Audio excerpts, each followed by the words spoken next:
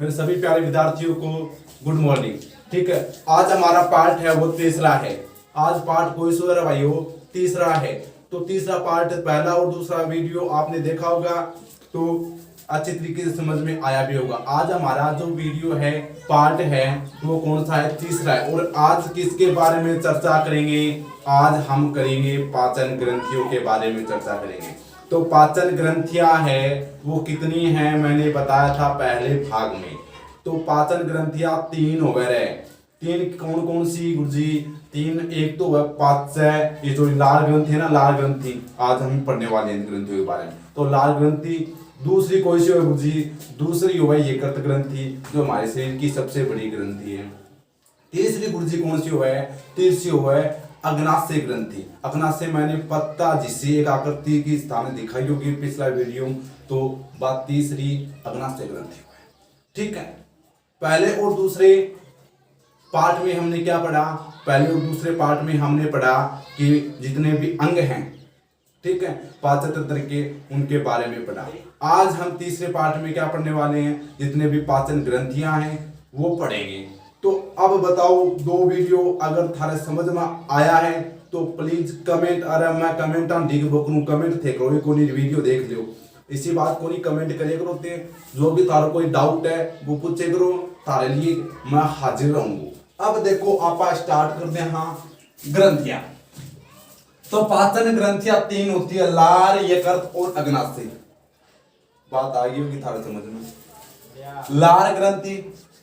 अब लार ग्रंथि की पहले मैं विशेषताएं बता देता हूं कि लार ग्रंथि, ठीक है, लार ग्रंथि मुख में लार उत्पन्न करती है। पहली बात तो लार ग्रंथि है वो किसमें? मुख में लार उत्पन्न करती है। यानी अरे कुत्तो लार कौन छोड़ेगी? कई तरह कुत्तो हिड़का गए रहे, अरे वो हिड़काए कोनी भी का लार जाता बने।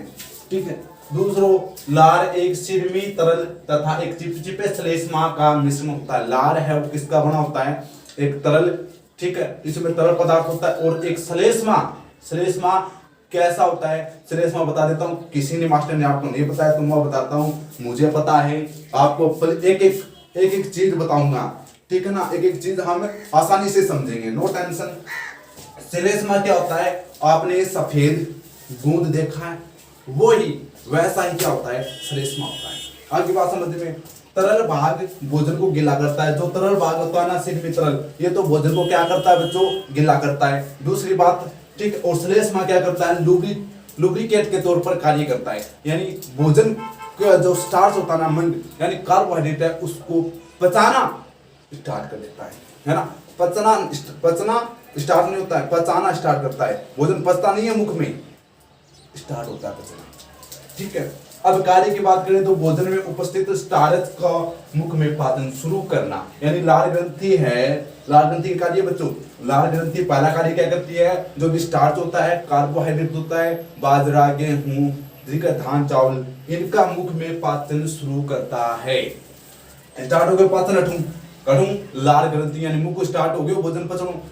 फिर भोजन को चिकना व घुलनशील बनाता है। अब भोजन ने के बनावे? लसदार, चिकनू, गिल्लो बनावे रे, जीव के आसानी भोजन है ने घट चल जाए गर्सिका से, गर्सनी से, तो वो आसानी आमाशय में पहुंच जाए, है ना, आमाशय में आसानी से पहुंच जाता है। दांतों को भी साफ रखता है। कौन रखता है? लार ग्रंथियां रखती है। मुख गुहिका को भी साफ रखती है और जीभ को भी साफ रखती है। यहाँ पर बताओ बात क्लियर है कि नहीं? अगर है तो कमेंट में लिख देना। अब लार ग्रंथि है, लाल ग्रंथि, ये लाल ग्रंथि स्क्रीनशॉट ले लेना, अच्छी तरीके से नोट्स जमा लेना, शानदार, ठीक है। तो बोर्ड की परीक्षा में काम आएंगे आपको। और वीडियो एक अगर पहली बार समझ में आए तो दूसरी बार देख लेना, दो बार में आपको क्या है? एकदम फिट है, 100% गारंटी के साथ। अब लाल ग्रंथि है, उसके कितने भाग होते हैं? तो भैया लाल ग्रंथि के मेरे प्यारे बच्चों, मेरे प्यारे भाई बहनों, लाल ग्रंथि के याद रखना तीन टाइप्स ऑफ, ठीक है, ये लाल ग्रंथि है। तो लाल ग्रंथि में पहला भाग कौन सा? कर्ण पूर्व ग्रंथि। कर्ण पूर्व है, गुरुजी कटा पावे, कान के नीचे पावे, कान के नीचे मारा ने जल्दी बबठी पावे यार। तो कर्ण पूर्व ग्रंथि कटा पावे कर्ण के नीचे, ठीक है, कर्ण यानी कान होवे, ठीक है ना। और ये सिरमी तरल का स्राव करती है। जो कर्ण पूर्व ग्रंथि है, देखो अरे डायग्राम देख ले करो, यो डायग्राम को लिखियो, कान रहे हो और ये कान के नीचे याद रही थारी कर्ण पूर्व ग्रंथि, ठीक है। और ये कर्ण पूर्व के छोटे सिरमी, यो सिरमी तरल पदार्थ है उन्हें या छूटे। आगे बात समझ में। फिर दूसरी है अधोजीवा ग्रंथि। तीसरी मान लो ये जीभ के नीचे पाई जाती है, वह कान के नीचे पाई जाए और लालड़ी घट पाई जाए, जीभ के नीचे पाई जाए। और ये क्या छोड़ती है? श्लेष्मा छोड़ती है, यानी वो गूंद सफेद गूंद छोड़ती है। और जो बीच में है ना, दोनों के बीच में इन बोला अधोजम ग्रंथि। और ये क्या एक मिश्रित ग्रंथि। मिश्रित ग्रंथि गुरुजी का यहाँ मिश्रित ग्रंथि का मतलब है कि ये श्लेष्मा भी छोड़ती है अधोजम और सिरमी तरल पदार्थ भी छोड़ती है, यानी ये दोनों छोड़ती है अधोजम, जबकि कर्णपूर्व सिरमी तरल पदार्थ छोड़ती है और अधोजीवा के छोड़ रहा वायु श्लेष्मा छोटे। और जो लाल ग्रंथि है इगमा था, एक बात और बता दूं, इगमा 90% जल हुआ है, जबकि 10% की हुआ है श्लेष्मा और सिरमी तरल पदार्थ हुआ है। तो अर्थक बताओ बात थारे समझ में आई को नहीं आई? ये 3 विशेषता है, ये 2 कार्य है, ये प्रकार है। किसने प्रकार है? ये प्रकार है, 3 डायग्राम से समझा रहा हूं एक एक चीज। आगे बात समझ में। तो आपा पढ़ लिया अगली ग्रंथि, ये करते ग्रंथि। अब हमारी दूसरी ग्रंथि है, वो कौन सी है बच्चों? ये कृत ग्रंथि है। ठीक है, अब देखो इधर आ जाता हूं मैं। अब इन्हें देखो रे भाई, वो ये कृत ग्रंथि, एक नंबर ग्रंथि आप पढ़ ली है। कौन सी पढ़ी बच्चों? लाल ग्रंथि पढ़ी। अब दूसरी हमारी कौन सी ग्रंथि है? ये कृत ग्रंथि। अब मैंने आपको बताया था कि जो ये कृत ग्रंथि है मेरे प्यारे विद्यार्थियों, ये कृत ग्रंथि है वो मानव शरीर की सबसे बड़ी ग्रंथि है। बात क्लियर? ठीक है बुद्धि। यह मध्य पट के नीचे स्थित त्रिकोणाकार अंग है। ये देखो डायग्राम, ये कृत ग्रंथि का 3 कोण बढ़ गया, ये देखो त्रिभुजाकार यानी त्रिकोणाकार। बात समझ में क्लियर? 2 लाइन क्लियर होगी। मध्य पट, मध्य पट का अर्थ है कि यहाँ पर है हमारा मध्य पट, इसके नीचे, ठीक है ना, पसलियों के नीचे, पसलिया तक मध्य पट होता है। ठीक है, ये नीचे मध्य पट के नीचे। आगे बात समझ में। ये कृत दाईं और बाईं और पालियों में विभाजित होता है, यानी ये कृत है वो पालियों में विभाजित होता है, दाईं और बाईं और पालियों में विभाजित होता है। और ये पालियां कितनी होती हैं? 10,000। ये कृत करीब 10,000 षष्ठकोणीय संरचनात्मक व कार्यात्मक इकाइयों से बना होता है, जिन्हें ये कृत पालिका कहते हैं। तो याद रखना, दिमाग में फिट कर लेना भैया, ये कृत है वो कितनी पालियों से बना होता है? तो ये कृत मेरे प्यारे विद्यार्थियों 10,000 पालियों से बना होता है। ठीक है, 10,000 पालियों से बना होता है। चौथी विशेषता, ये कृत ग्रंथि पीत का निर्माण करती है। ये कृत ग्रंथि आप जानते हो, ये है ये कृत ग्रंथि। ये ग्रंथि किसका निर्माण करती है? ये कृत ग्रंथि बच्चों पीत का निर्माण करती है। ठीक है, पीत का निर्माण करती है, जिसमें क्या होते हैं? एंजाइम होते हैं, जो क्या होता है? पाचक होता है, भोजन को पचाता है, पीत का निर्माण करता है। ठीक है, अब पीत ये कृत वाहिनी उपतंत्र द्वारा तथा पीत वाहिनी तंत्र द्वारा पित्ताशय में चला जाता है। जो ये कृत पीत बनाता है ना, जो रस बनाता है, पीत अर्थात आप समझ लेना मेरे प्यारे विद्यार्थियों, रस समझ लेना। ठीक है, रस जो पीत बनाता है, ये कृत बनाता है, वो ये कृत वो रस कहाँ चला जाता है? जो ये पित्ताशय दिख रहा है ना मछली के आकार का, इसमें चला जाता है। और किसके द्वारा चला जाता है? ये कृत वाहिनी नलिकाएं होती है, यानी नलिका होती है, उनके माध्यम से पित्ताशय में पीत जाता है। पित्ताशय नलिका हो चाहे ये कृत नलिका हो। बात क्लियर यहाँ तक? अगला, तथा पित्ताशय से पीत पित्ताशय नलिकाओं द्वारा ग्रसनी में चला जाता है। यानी अब पित्ताशय, ये पित्ताशय है और इसमें जो पीत ये कृत से आया हुआ था, इकट्ठा था, वो किस में जाता है? वो ग्रसनी में चला जाता है। कहाँ चला जाता है? वो ग्रसनी में चला जाता है। तो यहाँ पर बात क्लियर है, ग्रसनी में चला जाता। तो यानी 2 टॉपिक, ये कृत ग्रंथि, लाल ग्रंथि कंप्लीट समझ में आई है तो वीडियो लाइक जरूर कर देना और ज्यादा से ज्यादा अपने भाई बहनों को शेयर करना। ठीक है, अब तीसरी ग्रंथि वो कौन सी है बच्चों? तीसरी ग्रंथि है वो अग्नाशय ग्रंथि है। बात क्लियर है? 2 ग्रंथि पढ़ चुके, लाल ग्रंथि, ये कृत ग्रंथि, और तीसरी ग्रंथि है वो अग्नाशय ग्रंथि है। अब हम पढ़ने वाले हैं मेरे प्यारे विद्यार्थी, अग्नाशय ग्रंथि पढ़ने वाले हैं। ठीक है, तो मेरी एक रिक्वेस्ट है आपसे, जो आप ये नोट्स देख रहे हो, आप इनको कॉपी में अच्छी तरीके से जमाना, आपको लिखना है सुंदर सुंदर राइटिंग में, और ये नोट्स आपको पढ़ना है। मैं कहता हूँ इनसे बाहर आप कुछ याद करने की जरूरत नहीं है। और मैं आपको पहले ही बता देता हूँ कि जब आपकी एग्जाम आएगी तो मैं आपको मोस्ट जो मोस्ट क्वेश्चन लगा दूंगा, बता दूंगा, एक दिन वीडियो अपलोड कर दूंगा, प्रत्येक पार्ट का मैं क्वेश्चन भी कराऊंगा। ठीक है, पहले आप पार्ट पढ़ेगा डिटेल हूँ, फिर आप अभी का प्रश्न उत्तर भी देखना, आगे की बात समझ जाओ। थाली कितनी व्यवस्था कर रही हो थे, एक है कि ज्यादा से ज्यादा वीडियो शेयर कौन कर रहे हैं, अपना भाई बहन कौन भेज रहा है, और नया लाइक कर रहा है, नया कमेंट कर रहा है। अरे कमेंट तो करिए करो, एक दो मन्ना भी बेरो पाते कि आप कौन कौन चलो है। ठीक है, तो अब अगला से ग्रंथि पढ़ते हैं। यह एक मिश्रित ग्रंथि है। मिश्रित ग्रंथि कैसे रे बच्चों? मिश्रित ग्रंथि का मतलब होता है कि यह अंतःस्रावी ग्रंथि है और बाह्य स्रावी ग्रंथि है। यानी ये जो स्राव है, एंजाइम है, वो बाहर भी छोड़ती है और अंदर भी छोड़ती है। ठीक है, तो अंतःस्रावी हार्मोन कौन से हैं? इंसुलिन और ग्लूकेगोन है। इंसुलिन और ग्लूकेगोन है। और बाह्य स्रावी के है अग्नाशय रस है। अग्नाशय रस है। ठीक है, यह लंबी 6 से 8 इंच लंबी, कितनी लंबी हो गए? 6 से 8 इंच लंबी हो गए। और इसकी देखो ये डायग्राम है, एक अलग से मैं डायग्राम प्रत्येक आपस जो भी हम टॉपिक पढ़ेगा ना विगो थान अलग से डायग्राम बना के समझान लाग रहे हूँ, और थे होके पढ़े को नहीं पढ़े करो।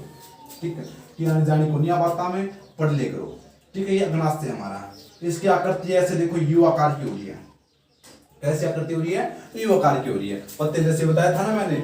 ठीक है, और एक बात और बता दूं, ये किससे देखो इसे अमाशय से घिरी हुई होती है, बड़ी आंत से घिरी हुई होती है, छोटी आंत से घिरी होती है, यानी ग्रसनी सबसे ये घिरी हुई हमारी ग्रंथि है। ठीक है, अगली बात पढ़ेंगे हम। इस ग्रंथि के द्वारा स्रावित एंजाइम आंतों में प्रोटीन, कार्बोहाइड्रेट व वसा के पाचन में मदद करते हैं। यानी सीधी सी बात के समझा थे कि यह जो ग्रंथि है अग्नाशय ग्रंथि, ये एंजाइम छोड़ती है। ठीक है, एंजाइम छोड़ती है। कौन से एंजाइम? जो कार्बोहाइड्रेट के पाचन में, कार्बोहाइड्रेट था उसको पाचन में मदद करने वाले एंजाइम छोड़ती है, वसा के पाचन में मदद करने वाले एंजाइम छोड़ती है, और प्रोटीन के पाचन में मदद करने वाले एंजाइम छोड़ती है। यानी ये सभी प्रकार के एंजाइम छोड़ती है। कौन छोड़ती है बच्चों? ये हमारी अग्नाशय ग्रंथि है। ठीक है, आंतों में प्रोटीन। ठीक है, आंतों में कौन सी आंत? मैं जिक्र बता देता हूं आपको, ये आंत आया है, आंतों में ये नाम आया है, तो आंतों में मतलब इसका ये सबसे ज्यादा एंजाइम कहाँ छोड़ती है? छोटी आंत। पीछे हमने पढ़ चुके हैं ये छोटी आंत के बारे में। छोटी आंत के 3 भाग होते हैं, ग्रहणी, ठीक है, शुद्धांतर और शुद्धांतर। ठीक है, आपको याद होगा तो। अब मैंने एक नोट लिखा है। ठीक है, नोट का अर्थ समझो। देखो, इंसुलिन व ग्लूकेगोन हार्मोन मिलकर शरीर में रक्त शर्करा के स्तर को नियंत्रित करते हैं। यानी इंसुलिन और ग्लूकेगोन हार्मोन का कार्य क्या है मेरे प्यारे विद्यार्थियों? इनका कार्य यह है कि शरीर में रक्त शर्करा मतलब यानी शरीर में मीठापन, यानी हमारा खून है वो अगर ज्यादा मीठा हो जाए तो क्या हो जाती है? डायबिटीज हो जाती है। ठीक है, और उसको क्या करते हैं? ये नियंत्रित करते हैं। मधुमेह रोग सुना होगा आपने, डायबिटीज को मधुमेह रोग बोलते हैं। और ठीक है, उसके स्तर को ये क्या करते हैं? नियंत्रित करते हैं।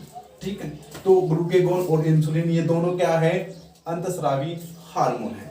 अब ये बात बताओ मुझे, तीनों ग्रंथि मैंने करा दी है, लाल ग्रंथि, यकृत ग्रंथि और अग्नाशय ग्रंथि। इसमें स्क्रीनशॉट ले लेना और नोट्स जमा लेना। स्क्रीन जिसको हो ना स्क्रीनशॉट ले लेना और नोट्स जमाने अच्छे से, शानदार आपको। ठीक है ना, और आपको क्या करना है? दूसरी बात, तीनों मैंने बता दिए। हमारे अब सारे अंग कंप्लीट हो चुके हैं। पाचन तंत्र है उसके सारे अंग कंप्लीट हो चुके हैं। कौन कौन से जी? जितना भी पाचन तंत्र का अंग है सब तुम अंग कंप्लीट हो गया, और तीनों के हो गया ये ग्रंथि कंप्लीट हो गया। 10 कंप्लीट, यानी अंगों के बारे में हमने आसानी से समझ लिया है। अंग क्या होते हैं, कहां से कहां तक होते हैं, क्या इनके कार्य। अब हम पढ़ेंगे ये जितने भी अंग है, ग्रंथियां हैं, ये कौन कौन से एंजाइम छोड़ती है। ठीक है, एंजाइम यानी ये एंजाइम क्या करते हैं? भोजन का पाचन करते हैं। और कौन कौन से एंजाइम पाचक एंजाइम छोड़ते हैं वो पढ़ेंगे हम डिटेल से। दूसरी बात, वो पढ़ने के बाद हम लास्ट में पढ़ेंगे भोजन कैसे पचता है। यानी हमारा भोजन है वो फिर कैसे पचेगा। तो हमने डिटेल से अंगों के बारे में पढ़ लिया, उनके एंजाइमों के बारे में पढ़ लिया, तो हम आसानी से दिमाग में फिट कर दूंगा आपके कि भोजन हमारे शरीर में कैसे पचता है, कहाँ कितना भोजन पचता है, कहाँ कितना भोजन पचता है, कहाँ ज़्यादा पचता है, कहाँ कम पचता है। यानी थे मेरा सागर बना रही हो, ज़्यादा से ज़्यादा थे वीडियो लाइक शेयर और कमेंट जरूर करोगा। और मेरी यही रिक्वेस्ट है, थारा जितना भी भाई बहन है, थारा जितना भी सहपाठी है, क्लासमेट है, थारा सागर बड़ा है, ठीक है, बड़ा पड़ोसी है, ठीक है, तो बान सहन ये वीडियो शेयर करो ज़्यादा से ज़्यादा, क्योंकि बान भी ये मेरा वीडियो देखो कितना शानदार तरीका से थान समझा रहे हो। अगर समझ में नहीं आ रहा है तो प्लीज़ मन कमेंट में जरूर लिखोगे कि गुरुजी मेरे समझ में को नहीं आ रहे हो।